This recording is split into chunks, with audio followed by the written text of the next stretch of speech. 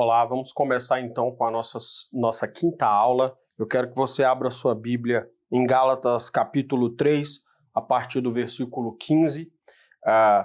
Essa aula e a aula de número 6, na minha opinião, são as aulas mais importantes sobre Gálatas.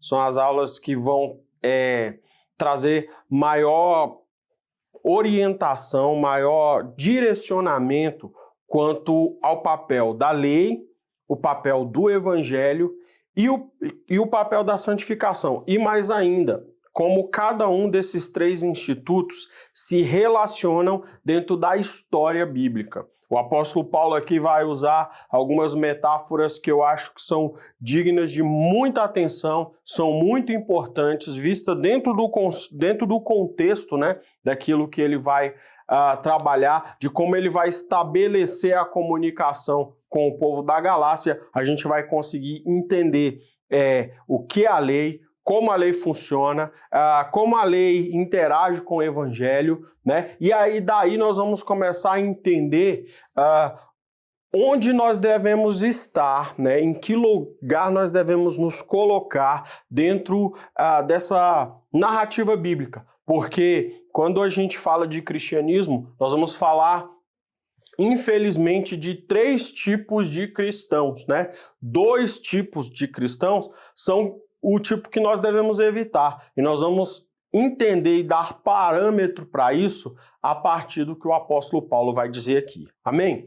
Mas antes de falar sobre os três tipos de cristão, eu quero ler com vocês aqui, trabalhar com vocês aqui o que o apóstolo Paulo vai falar a partir do versículo 15, e aí eu quero lembrar a você que na aula passada o apóstolo Paulo falava sobre a aliança que Deus fez com Abraão. Ele falava que a aliança com Abraão é uma aliança que está baseada em fé. Ele vai dizer que Abraão creu e isso foi imputado a ele como justiça. Agora, o apóstolo Paulo vai continuar reforçando esse argumento, né? Vai continuar reforçando a ideia acerca da aliança de Abraão como a aliança exatamente igual àquela que provém do evangelho, e para isso ele vai usar aqui uma metáfora sobre testamento. Vamos lá, vamos ler junto. Gálatas capítulo 3, no versículo 15, ele diz assim, ó: Irmãos, falo como homem, ainda que um testamento seja meramente humano, uma vez ratificado, ninguém revoga ou lhe acrescenta alguma coisa.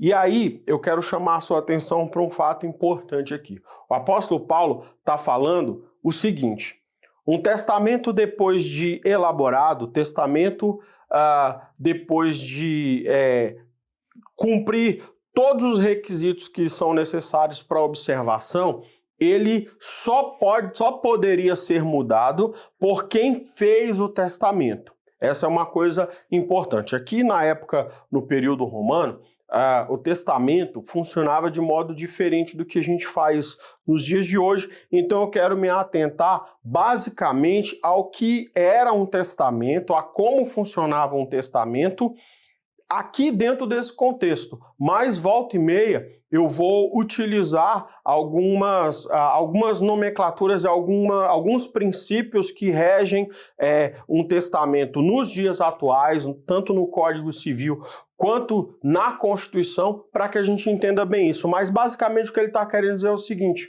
depois que um testamento foi feito, depois que um testamento foi formulado, se sobrevier qualquer outra lei depois desse testamento, essa lei não pode afetar o que já havia sido pactuado. Ele continua no texto e diz assim: ora, as promessas foram feitas a Abraão e a seu descendente.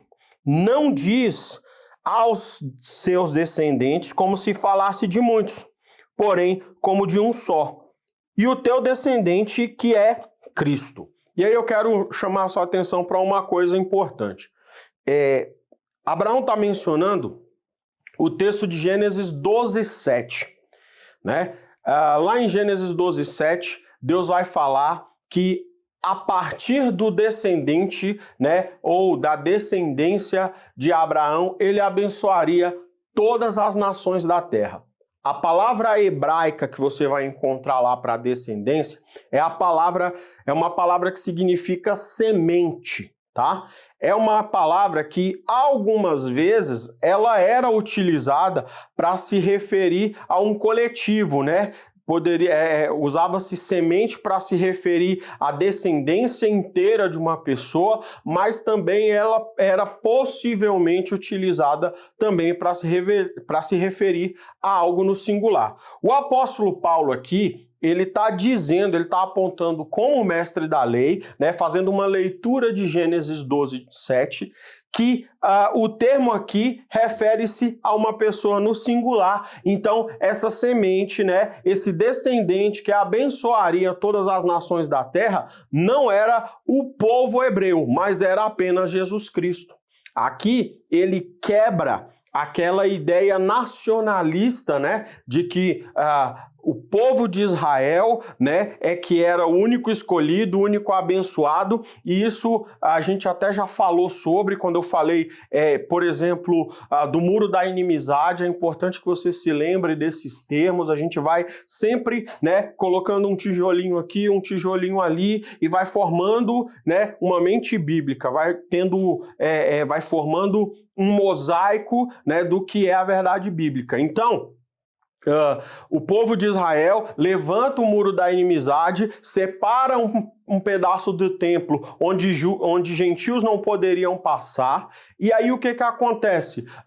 Em Efésios diz que Jesus Cristo derrubou, né, o muro da inimizade, ele criou um jeito de unir novamente os povos, e aqui o apóstolo Paulo está trazendo a mesma ideia. Quando você pensa que a promessa de abençoar todas as nações da terra não é feita a uma descendência como um povo, mas gerações de pessoas, mas fala de Cristo e somente de Cristo, nós começamos a, primeiro, honrar e dar autoridade ao Cristo do Evangelho, e em segundo lugar, vamos quebrando por terra paradigmas culturais. Isso faz com que você comece a pensar que o cristianismo, ele não é uma cultura específica, mas ele foi instituído para transformar e salvar em todas as culturas do mundo, né? Eu li há algum tempo atrás um livro de um pastor africano, e ele disse que um dos motivos pelos quais o cristianismo é tão assimilado no continente africano é porque o cristianismo respeita as culturas africanas, né? Pelo menos os primeiros missionários que estiveram ali, né? Ele fala que o cristianismo, ele renova a África, né? Ele não tem a missão de transformar a África numa Europa. Isso é uma coisa importante. A gente começa a estabelecer nisso um Cristo que veio para falar em muitas culturas, né, de muitos povos, de muitas nações. A promessa é essa: ele abençoaria todas as nações da terra, que o apóstolo Paulo joga tudo na pessoa de Jesus Cristo. E aí ele continua o texto no versículo 16, no versículo 17, dizendo assim: e digo isso, uma aliança já anteriormente confirmada por Deus, a lei que veio 430 anos depois, não a pode abrogar, de forma que venha a desfazer a promessa. A ideia é basicamente a mesma que nós temos nos dias de hoje. Se um testamento é feito, se um contrato é estabelecido, e esse contrato observa regras específicas daquele momento, se sobrevier depois que isso tiver sido fechado, depois que isso tiver sido acabado, se sobrevier uma nova lei que tente alterar a situação fática que foi utilizada e observada naquele contrato, essa lei não pode retroagir para prejudicar um contrato já feito ou um testamento já acabado. Isso é o princípio da segurança jurídica. Na época do Império Romano, funcionava basicamente da mesma forma. E aí eu te dou um exemplo clássico, né? Se um pai decide, ele separa ali 50% da sua herança para um filho e 30% para o outro, e aí ele decide que os 20% que restam ele vai doar para uma pessoa que não tem a ver com a família, e de repente ele selou isso num contrato, ficou estabelecido, e aí alguém promulga uma lei que diz que ele não poderia fazer isso, ele não poderia fazer distinção, tinha que ser um quinhão igual, um percentual igual para os dois filhos. Naquele tempo, essa lei não poderia retroagir para alcançar um testamento que já havia sido estabelecido. O apóstolo Paulo fala da mesma forma. Se na primeira aliança, se o primeiro testamento, ou seja, a primeira aliança feita com Abraão, ela falava de Cristo, né? Ela apontava para Cristo, para abençoar todas as nações da terra, e isso você iria alcançar pela fé. Não se esqueça de que ele está falando e tentando engordar aquele raciocínio de que a aliança feita com Abraão é uma aliança baseada na fé e não na lei, porque, como ele mesmo diz aqui, a lei é estabelecida 430 anos depois que isso aconteceu, né? Então, essa lei não pode retroagir agora e começar a ganhar protagonismo para identificar o povo de Deus. O propósito de Deus era a salvação do mundo. Esse propósito começa a ser revelado lá no Éden, mas especificamente começa a tomar forma na promessa feita a Abraão. Então, o apóstolo Paulo está observando. A promessa feita a Abraão, ela tem como paradigma, em primeiro lugar, fé, porque Abraão creu e isso lhe foi imputado como justiça. Tem, em segundo lugar, a ideia de que o primeiro testamento não pode ser modificado por causa de lei que veio posteriormente. E aí ele continua no versículo de número 18. Porque se a herança provém da lei, já não decorre da promessa. Mas foi pela promessa que Deus a concedeu gratuitamente a Abraão. Qual, pois, a razão de ser da lei? E é nessa pergunta que eu quero ficar com você. Por quê? Essa pergunta, ela é a mais importante de todas. Como eu falei para você no começo da aula, o cristianismo pode produzir 3 tipos de cristão. Hoje eu vou falar sobre um deles e vou apontar para o outro. Porque o cristão que fica no meio, que é o cristão moldado pelo evangelho, ele tem que ser o nosso paradigma, ele tem que ser a nossa ponte. Toda hora a gente aponta para ele, toda hora a gente compara com ele.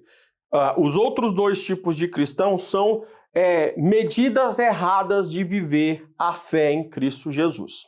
O apóstolo Paulo começa fazendo a pergunta que eu acho que é a mais importante de todas. Por quê? Porque quando nós aceitamos a Jesus Cristo, nós precisamos entender que existe um relato da Bíblia Sagrada e que existe uma história de Deus. Como eu falei para vocês lá na primeira aula, a Bíblia Sagrada, ela conta a história de Deus. Esse é o melhor jeito que tem para nós escrevermos a Bíblia Sagrada. Eu lembro que falei com vocês que algumas vezes, algumas pessoas tendem a, por exemplo, quando vão explicar a Bíblia Sagrada, dizer que a Bíblia é, por exemplo, o nosso manual do usuário, né? É o nosso manual de como devemos proceder na vida. E eu disse que essa não é uma maneira muito precisa de falar sobre o que é a Bíblia. Por quê? Porque a Bíblia, em primeiro lugar, ela é um conjunto de livros com estilos literários diferentes. Se você pensar em Provérbios como um manual de instruções, você está completamente correto. Provérbios é isso. Só que a Bíblia não é só Provérbios. A Bíblia também é Salmos, que é um livro poético. E se eu chegasse e dissesse que a Bíblia é, na verdade, um livro de poesia, logo alguém iria dizer, opa, não é bem assim, a Bíblia não tem tanta poesia assim. Então, da mesma forma, quando a gente olha para a Bíblia Sagrada, eu acho que a melhor explicação que nós podemos dar, de forma resumida, sobre o que é a Bíblia Sagrada é isso. A Bíblia Sagrada conta a história de Deus. E dentro da história de Deus, existe um relacionamento entre Deus e a coroa da sua criação, que é o homem. E quando Deus começa primeiro Deus cria o homem e o homem cai, o homem peca, o homem se afasta de Deus. Quando o homem se afasta de Deus, Deus vai começar um processo de regeneração daquilo que ele criou. E é nesse processo que ele vai estabelecer um relacionamento com o homem que começa na aliança abraânica e depois se desenvolve na lei. Então é muito importante que nós também façamos essa pergunta que Paulo está dizendo aqui. Qual é a razão de ser da lei? Eu disse para vocês também em aulas passadas que o apóstolo Paulo já estava apontando qual é a função da lei. Quando ele diz, por exemplo, que pela lei, morreu para a lei, ele estava apontando e já tentando responder essa pergunta aqui. E eu preciso que você, se você conseguir sair daqui, se a gente encerrar os nossos encontros aqui e você conseguir colocar isso que eu vou falar na sua cabeça, tanto mais do que na sua cabeça, também no seu coração, tanto o que eu vou falar nessa aula quanto da sexta aula, para mim já vai ter valido muito a pena estar aqui com vocês. Então vamos lá. Como eu falei para vocês, a gente pode desenvolver 3 tipos de cristianismo. Tem um cristianismo que nós desenvolvemos que ele aponta para o evangelho. Só que quando nós apontamos para o evangelho, é muito importante que nós não atropelemos a lei. Olha o que o apóstolo Paulo vai dizer quando ele responde a sua pergunta retórica. Ele diz assim, ó: foi adicionada por causa das transgressões, até que viesse o descendente a quem se fez a promessa, e foi promulgada por meio de anjos pela mão de um mediador. Ora, o mediador não é de um, mas Deus é um. É porventura a lei contrária à promessa de Deus? De modo nenhum. Porque se fosse promulgada uma lei que pudesse dar vida, a justiça, na verdade, seria procedente da lei. Mas a Escritura encerrou tudo sob o pecado, para que, mediante a fé em Cristo Jesus, fosse a promessa concedida aos que creem. Ele está apontando. Qual é a razão de ser da lei? A razão de ser da lei são as nossas transgressões. E aí é muito importante que você entenda isso. Ninguém pode ir ao Cristo Jesus sem antes passar pela lei. Essa é uma coisa muito importante. Por quê? O que acontece quando você, em primeiro lugar, vai à lei e depois você vai ao evangelho?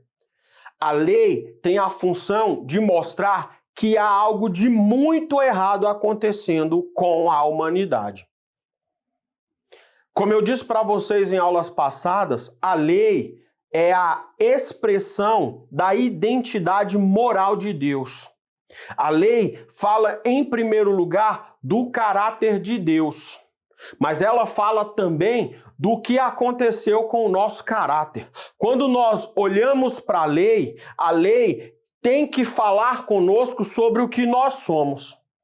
Porque se nós não entendermos quem nós somos, não temos condições de aproveitar o Cristo crucificado. Porque a razão do Cristo crucificado, a razão de Cristo ter que descer do céu e morrer por nós, é exatamente aquilo que a lei fala a respeito de nós. Como pecadores, despertamos a ira santa de Deus e a justiça santa de Deus. Essa é uma coisa importante, eu falei com vocês sobre isso nos nossos primeiros encontros, Deus é um juiz moral, é um juiz que não falha, ele não se corrompe. E o que se espera de um juiz que não falha, de um juiz que não se corrompe diante do mal? Espera que ele tome uma atitude e aplique a punição devida. Como diz um sábio muito importante, a mãe da violência, a mãe da criminalidade é a impunidade. Deus não produz impunidade porque ele é justo, porque ele é moral, né? Na linguagem que a gente utiliza hoje, Deus não passa o pano. Só que esse mesmo Deus justo e moral, ele também é amoroso, ele também é misericordioso. E ele olha para a criação e por ser misericordioso e por ser amoroso, ele não poderia também ficar inerte sem fazer nada. Como é que então ele vai fazer? É muito simples. Jesus Cristo, Deus, desce, se faz homem e entra na frente da ira de Deus para satisfazer a ira de Deus, para que não ficasse um vácuo, para que Deus não fosse obrigado a passar o pano para a gente. Quando alguém pergunta por que é que Jesus Cristo precisou morrer, ele precisou morrer porque se não morresse não haveria justiça satisfeita, haveria um vácuo de impunidade. Você precisa se lembrar que quando Moisés vai até o Senhor e pede para que o Senhor revele a glória dele, Deus diz que vai revelar sua glória através da sua bondade. A bondade de Deus é a glória de Deus. E é muito interessante porque quando Deus fala sobre o que é a bondade dele nesse episódio, ele diz que a minha bondade é ter misericórdia dos que se arrependem e punir o culpado. Porque é uma expressão de bondade não ficar silente diante da injustiça. Só que também esse mesmo Deus é amoroso e morreu por nós. Quem é que vai conseguir ir para a cruz e receber algo da cruz? Alguém que se viu nessa condição. Eu quero que você se lembre do episódio narrado por Mateus, lá no capítulo 3, quando ele fala sobre o ministério de João Batista. O que Mateus fala? Mateus fala que prega dizendo: arrependei-vos, pois o reino de Deus está próximo.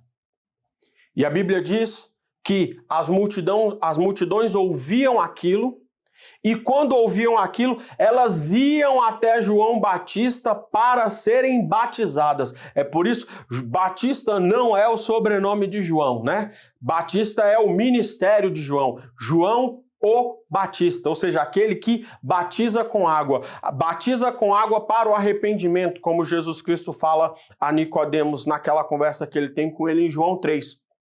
Em Mateus 3, João está pregando, está dizendo que é preciso haver arrependimento. Né? Quando olhamos para a lei vai dizer para nós que nós somos pecadores, vai dizer para nós que há algo de muito errado conosco. E diante disso, nós precisamos nos arrepender. E ele diz, é chegado o reino de Deus. Os fariseus estão chegando, né?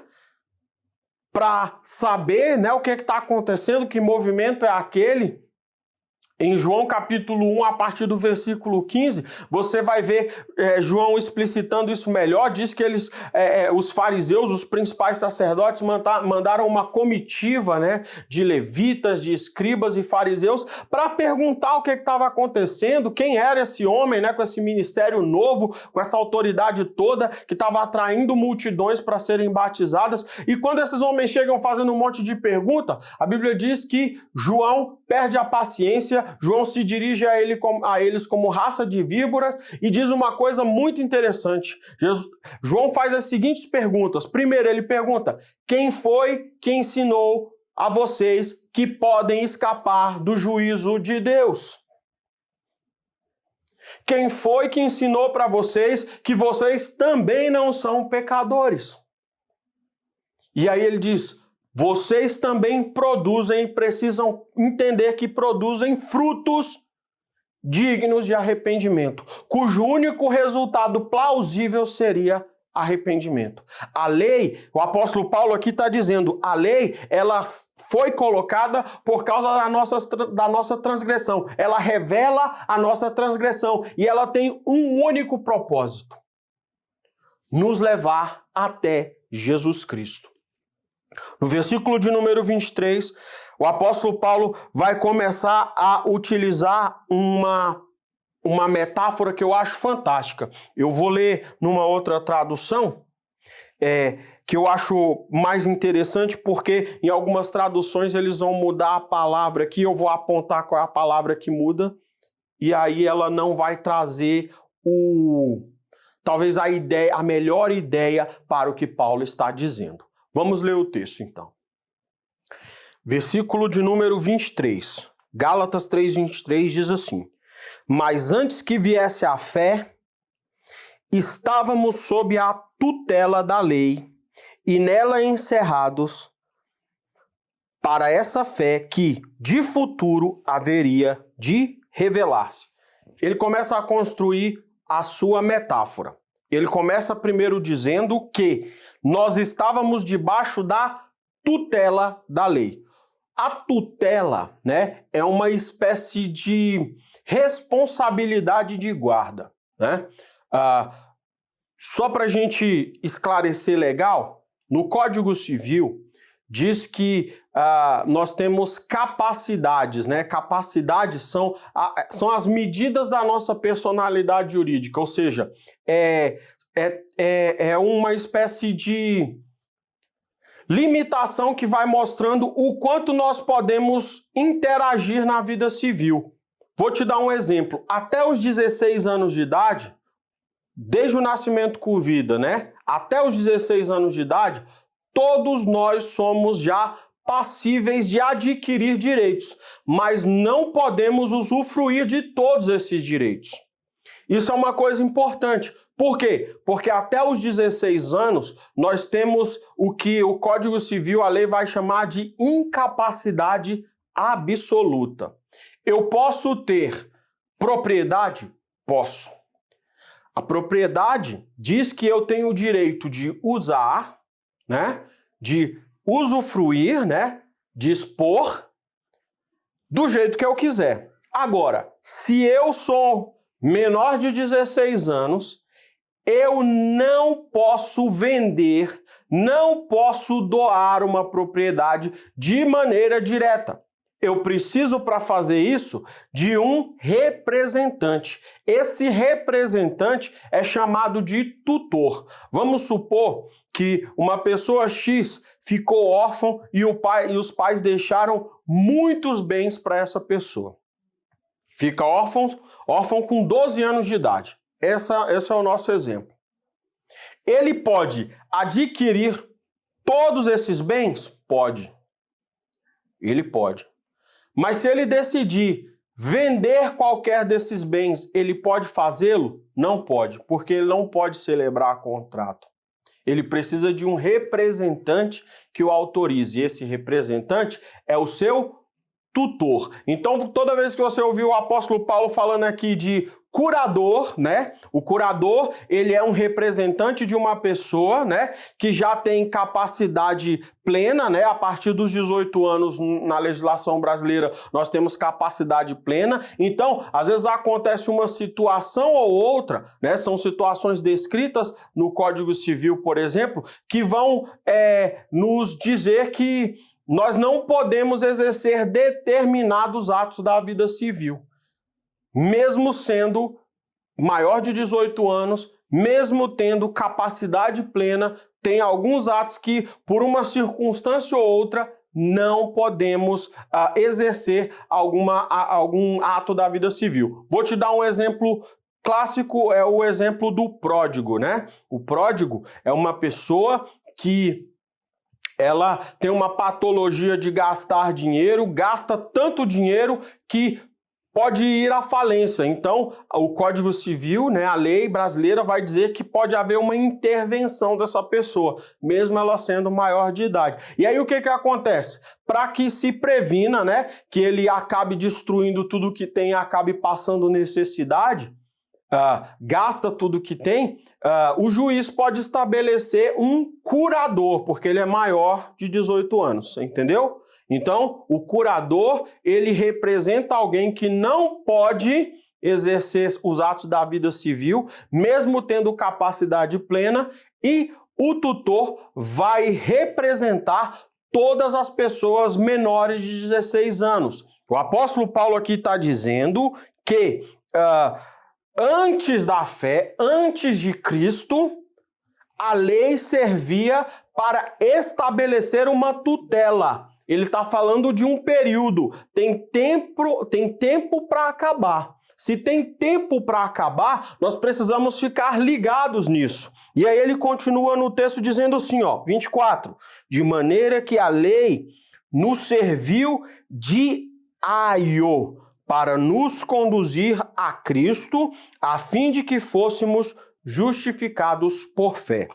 Essa é a palavrinha mágica, aio.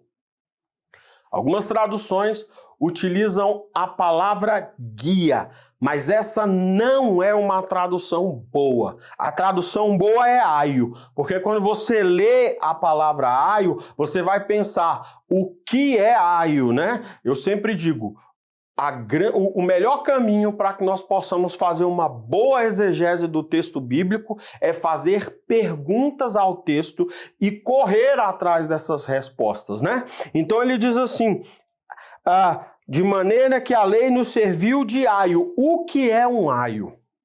Um aio é uma espécie de empregado doméstico, né? Ele era muito utilizado nesse tempo, geralmente era um escravo e ele tinha algumas funções importantes e as funções dele estavam ligadas aos filhos do seu dono, as crianças. Qual era o primeiro papel de um aio? Era pegar as crianças e conduzir todos os dias, sãs e salvas, até o mestre que educava essas crianças. O apóstolo Paulo, quando ele utiliza o termo aio aqui, ele sabe o que quer dizer. Ele está dizendo que a lei nos serviu de aio para nos conduzir a Cristo. Serviu para nos conduzir até o mestre. Essa é a função da lei. É por isso que eu digo, se você vai para Cristo sem passar pela lei, você vai se tornar um tipo de cristão que a gente costuma chamar de relativista. O que é uma pessoa relativista? É uma pessoa que não se atenta e não tem compromisso para nenhum tipo de absoluto moral. Qual o problema de você ser relativista e cristão? Você muito provavelmente vai continuar contribuindo para a degeneração do mundo e nunca vai se comprometer a fazer o que é correto. Esse é o relativista. A palavra mágica da teologia para o relativista é a palavra anomista. A palavra anomista vem do termo grego anomia, né, que é a junção de duas palavras, né? O termo nomes ou nomias, que significa lei, né? E a partícula de negação a, né? Que dá a ideia de ausência, né? Então, assim, no caso seria um sem lei, né? Em Mateus capítulo 7, lá no final do Sermão da Montanha, né? Eu vou até abrir com você, Mateus capítulo 7, Jesus Cristo no final do Sermão da Montanha vai fazer um alerta. Ele diz assim, cuidado com os falsos profetas, tá? E aqui você precisa entender que ele está falando de todo tipo de cristão. Por quê? Porque um profeta, né, o termo hebraico navi, profeta, porta-voz de Deus, né? Voz de Deus. Se lá na grande comissão Jesus Cristo nos instruiu a anunciar o evangelho, quando anunciamos o evangelho, somos porta-voz de Deus, somos profetas de Deus. Só que ele está falando aqui de um tipo de profeta que você não deveria ser, que é o falso profeta. E ele diz assim, que vem a vós disfarçados em pele de ovelha, mas interiormente são lobos devoradores. Pelos frutos os conhecereis. Por acaso colhem-se uvas dos espinheiros ou figos de plantas com espinhos? Assim, toda árvore boa produz bom fruto, porém a árvore má produz frutos maus. frutos ruins. Ele está apontando para o termo fruto. Guarda também esse termo, porque a gente vai falar sobre fruto lá na nossa penúltima aula. É muito importante isso, mas Jesus Cristo está apontando o seguinte: existe um falso profeta, tá? Ele por fora parece ser ovelha, ou seja, ele parece fazer parte do rebanho. Parece que o rebanho é o local para ele. Só que ele não é. Ele é lobo devorador por dentro. Tem alguma coisa acontecendo por dentro que faz dele uma pessoa perigosa. E aí Jesus Cristo diz: pelos frutos vocês vão conhecer esse falso profeta. Então não se engane, não teme e não brinque com isso. Da mesma forma que você não pode esperar colher manga de uma árvore que dá abacate, da mesma forma, você não pode esperar uma boa produção de um falso profeta. Ele sempre vai manifestar algum fruto. Ele vai sempre estar ali trabalhando em cima de algum fruto. E aí, qual é o maior erro que nós cometemos? O maior erro que cometemos é julgar uma pessoa pelos dons manifestos. Olha só o que o Senhor Jesus Cristo vai continuar dizendo no versículo 20. Portanto, vós os conhecereis pelo fruto. Nem todo aquele que me diz Senhor, Senhor, entrará no reino do céu, mas aquele que faz a vontade do meu Pai que está no céu. Naquele dia, muitos me dirão Senhor, Senhor. Nós não profetizamos em teu nome? Em teu nome não expulsamos demônios? Em teu nome não fizemos muitos milagres? Jesus Cristo está apontando algumas coisas interessantes. Primeira delas, na oratória e na escrita hebraica, diferente do que acontece conosco, quando o hebreu quer dar ênfase a alguma coisa, ele não faz como nós. O que você faz? O que eu faço? Se eu estou falando, eu elevo a voz, né? Se eu estou escrevendo, eu faço um negrito, um itálico, eu sublinho, né? Eu coloco em caixa alta. O hebreu fazia diferente. Ele repetia uma coisa que era importante. Por isso que você vai ver Jesus dizendo: em verdade vos digo. Ou seja, ele está introduzindo uma coisa que é importante.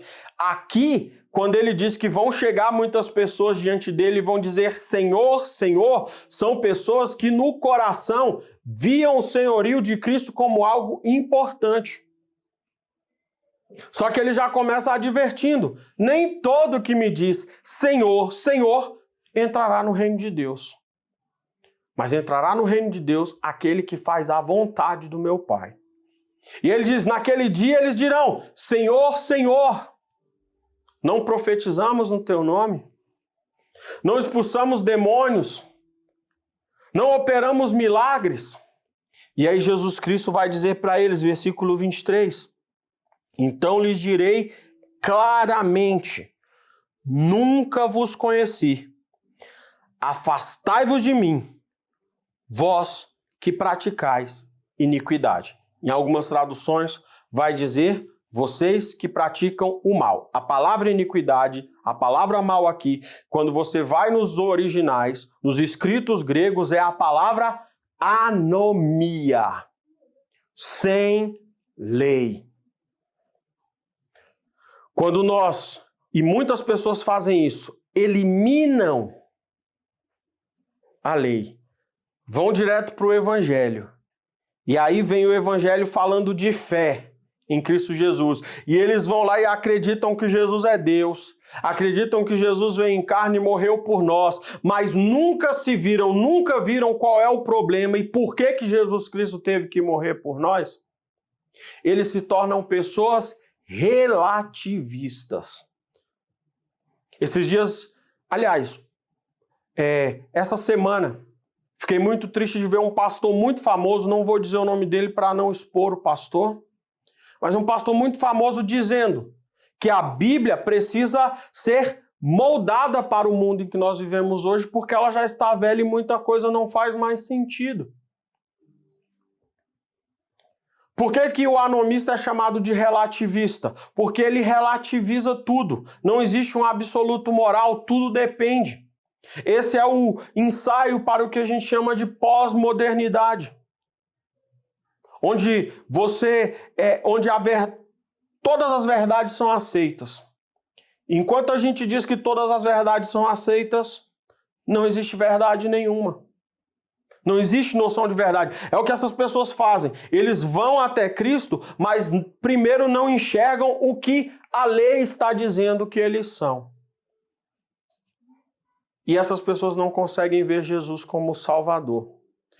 John Stott, e eu trouxe a citação e quero ler com você, comentando Gálatas, ele diz uma coisa muito maravilhosa sobre isso. Olha o que ele diz. Depois de dar a promessa a Abraão, Deus deu a lei a Moisés. Por quê? Tinha de piorar as coisas antes de poder melhorá-las. A lei expôs o pecado, provocou-o, condenou-o. O propósito da lei é erguer a capa de respeitabilidade do homem e revelar como ele de fato era por baixo, pecador, rebelde, culpado, sob o julgamento de Deus e impotente para se salvar. Ainda hoje a lei deve ter permissão para cumprir a tarefa dada por Deus. Um dos grandes erros da igreja contemporânea é a tendência de amenizar o pecado e o juízo. Nunca devemos contornar a lei e ir direto ao evangelho. Fazer isso é contradizer o plano de Deus na história bíblica. Nenhum homem jamais soube apreciar o evangelho até que a lei lhe fosse revelada primeiro. Só contra a escuridão do céu noturno, densa como tinta, as estrelas começam a aparecer. E só contra o fundo escuro do pecado e do juízo, o evangelho reluz. Você só vai ter noção real do que Cristo fez por você quando você se identificar na lei como pecador e entender que o nosso débito era impagável. John Stott, no livro A Mensagem da Cruz, vai dizer que a cruz tem duas mensagens que não podem se calar. O relativista, ele apenas ouve uma das mensagens. Da mesma forma, o legalista, que é o que Paulo vai querer combater aqui nesse texto também só vê uma. Mas nós precisamos ver as duas. A voz e a mensagem que o relativista tenta calar é a de que nós somos tão culpados e fizemos uma coisa tão ruim que Deus precisou morrer para consertar o que fizemos. A mensagem que o legalista quer calar é a de que a cruz expressa também o quanto Deus ama a humanidade. E quando você olhar para a lei e a lei cumprir o seu papel diário, ela vai te encaminhar ao Mestre, ao Cristo do Evangelho. E quando você chegar no Cristo do Evangelho, você vai conseguir saborear o amor maravilhoso que ele teve pela humanidade. Você vai conseguir entender e vai conseguir ser transformado por isso. É um amor que chacoalha a sua vida e você não pode passar por esse amor sem produzir nenhum fruto. Duas coisas só podem acontecer. Você pode virar as suas costas e não querer olhar para isso de jeito nenhum, ou sua vida será transformada de um modo que você nunca experimentou antes. Eu passei uma boa parte da minha vida cristã sem olhar para a lei da maneira que precisava olhar. Eu não era um relativista, eu era um legalista. O legalista é o que nós vamos tratar na próxima aula. Mas não importa se é relativista ou legalista, eu estava perdendo o Cristo da cruz. E o Cristo da cruz é lindo. O Cristo da cruz é poderoso, porque ele tinha todo o direito de cobrar a dívida. Mas ele decide pagar a dívida no nosso lugar. Você imagine só, você tem um carrinho bem modesto e você bate, vai dar ré e bate ali, acaba com uma Ferrari. O farol da Ferrari custa mais que o seu carro. O dono da Ferrari vem, olha aquilo e diz: irmãozinho, fica com Deus, vai em paz. Não precisa pagar, não. Fala: nossa, como esse cara é bom, e vai embora. Nossa, como esse cara é bom, e vai embora. Essa é a mentalidade do relativista. Talvez você está pensando: não, estou entendendo. Mas eu quero que você entenda que essa é a mentalidade do relativista. Uma pessoa que entende o evangelho de verdade, ela vai pensar: aquele cara me mandou embora, e o fato dele ter me mandado embora não consertou o prejuízo do carro. Mas ele foi lá e me mandou embora. E ele vai pagar o prejuízo do carro. Foi isso que Jesus Cristo fez. Quando Jesus Cristo fala para Pedro: é necessário que eu morra, ele está dizendo: eu preciso pagar a dívida. E esse Cristo tem condições para mudar a história da humanidade. Esse Cristo tem condições de chacoalhar a tua vida. Esse Cristo consegue alcançar tudo aquilo que você acha que não tem mais como mexer, que só existe pena, que só existe culpa. O relativista, ele vai vivendo a vida dele como se tudo tivesse numa boa, como se tudo sempre estivesse corrido bem. Mas a lei vai mostrar que isso não é verdade. E Cristo vai mostrar que ele pagou por tudo. Medite nisso. Na próxima aula, você vai aprender sobre o legalista, que é o outro lado da moeda. É a pessoa que abre mão do evangelho e vai para a lei, persegue obedecer à lei, quer fazer da lei sua salvadora, e com isso ele vai criar um outro tipo de problema. Fiquem com Deus e até a próxima.